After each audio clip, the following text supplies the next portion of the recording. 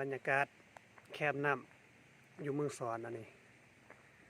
ธรรมศาสตร์สวยสดงดงามแคมทงหน้าสดซื่น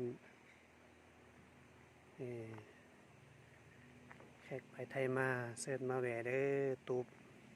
หานอาหารตูบสื่อหานอาหารออเต็งมาสักโทรสั่งได้ทุกยามอาหารสดๆมีน้องปลา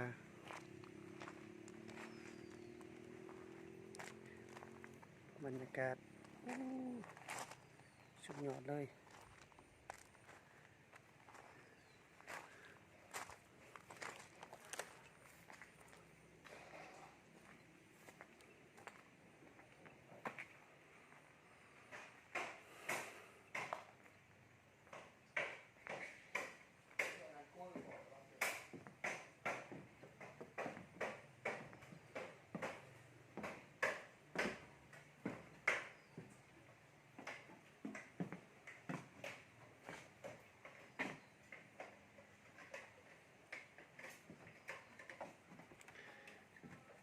สร้างได้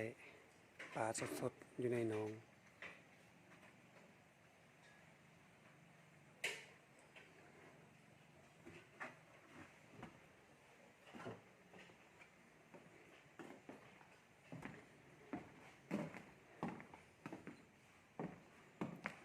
สามารถจัดงานเลี้ยง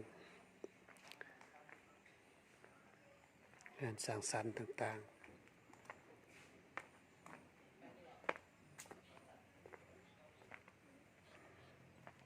วิวแคมป์ทงหน้าอากาศสดชื่น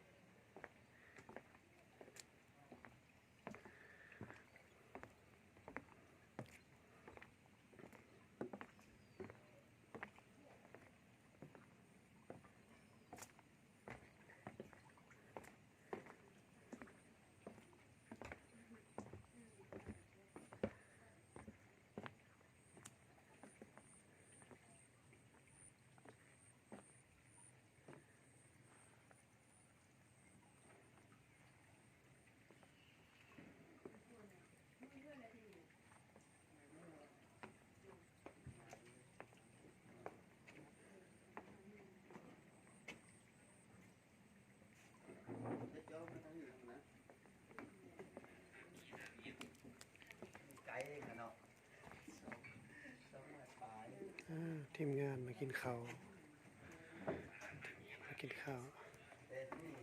มีเดินบุญทางหลังก็เดินบุญ2 โซนสามารถจัดการแข่งขันตีบุญได้เลย